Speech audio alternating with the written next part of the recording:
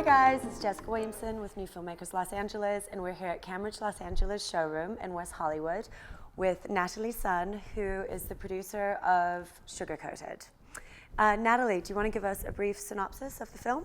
Sure. Sugar Coated is a documentary based in LA talking about the five stories of Lolitas in LA. And Lolita is a subculture that derived from Tokyo, Japan, where young girls or guys dress up in very frilly princess costumes.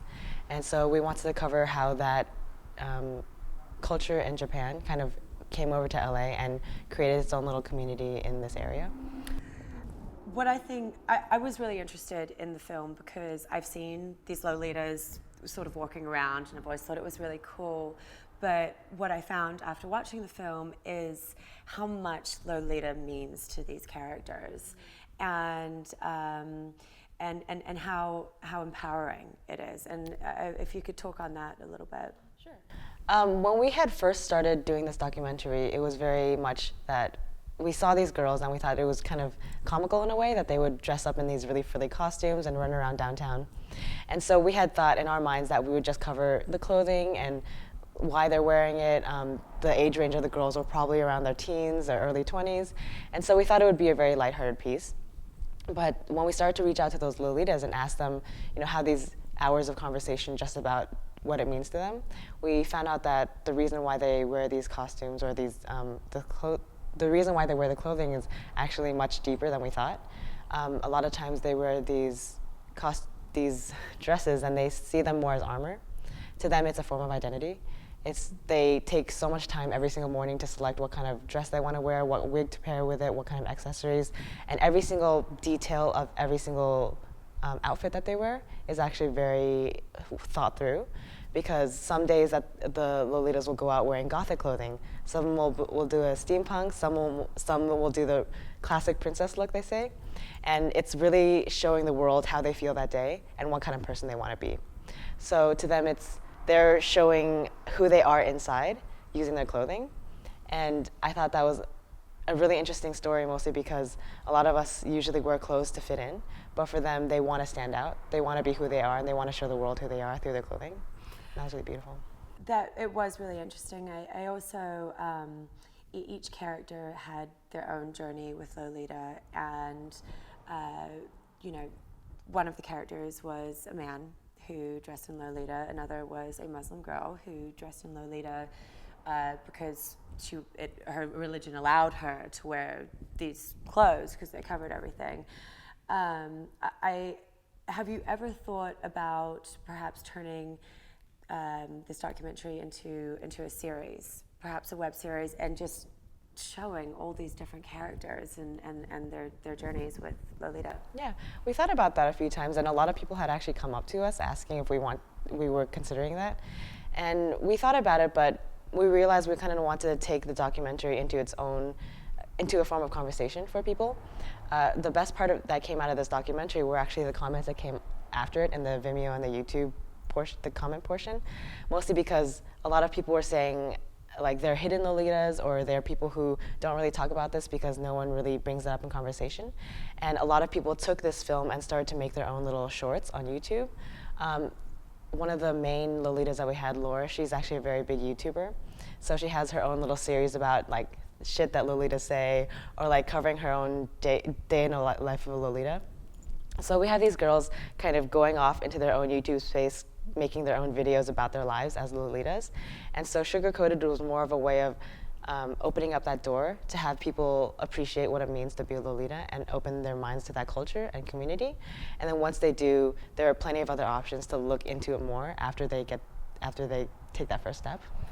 I certainly think you guys did a really good job in voicing that message, because it made me far more interested in why people dress this way.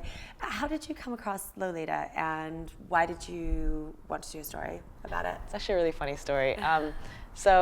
The film was made by a group of 7 of us, and we were in this program called 72U at 72 and Sunny.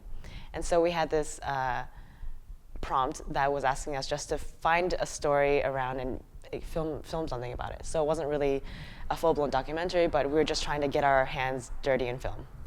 So we started looking for stories. We would go drive around LA looking for really interesting things and maybe question, a cafe and how it came like how they started it, or a certain part of LA that seemed really interesting, but nothing really stuck. And so we were sitting in a room together, and one of us, his girlfriend was actually Lolita. So he came to our group meeting one day, and he was like, "Oh, I was just hanging out with my girlfriend this weekend. We were at this Lolita meetup." We were like, "What? What?" He was like, "Yeah, my girlfriend's a Lolita." What do you mean by that? So he Googled Lolita and showed us these pictures, and we were freaking out. We were like, "This is the weirdest thing. We have never seen something like this before. We have to ask her questions. We have to know why she does this." And so to us, again, like in the beginning, we had thought of it more of just covering Lolitas, the way they dress, why they, it was a very lighthearted piece. And so we contacted his girlfriend, and we went with them to the Anime Expo in downtown LA. And that was during the summer. And so we had gotten the contact information of a lot of these people who were in that group because they do meetups. And so from there, we just knew that there was a story, but we didn't know what that story was. We knew that it was different enough for us to want to explore it. And then the more that we interviewed these girls or these guys, the more we realized that there was so much deeper of a story. And there's something that was really integral on the part of the Lolita culture that was very similar to a lot of other communities. And so we wanted to bring that to light and make it kind of a documentary that showed people that there's something similar in every culture and every community, as long as you're willing to find that answer. So I feel like it's really difficult in a documentary to make a film really pop and look good, and you guys were able to do that. The film's absolutely beautiful. How did you manage to achieve that? So this was actually the first time any of us had made a full-blown film. So we had a really good mixture of talents in the group, though. We had designers, we have cinematographers, we have people who really kind of wanted to always dabble in film. Luckily for us, our cinematographer, or our DP, was a photographer. So he does it kind of in his own time. He doesn't really do it for a living, but I looked at his pictures and I was like, "Shahar, you're an amazing photographer. Like, how come we never saw this before?" And he just loves to edit pictures, and he shoots with a Canon 5D, I believe.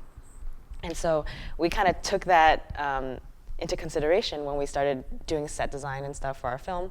Whenever we would try to find sets, we would try and find places in people's homes that were at least a little bit more colorful, because the Lolita culture is really beautiful.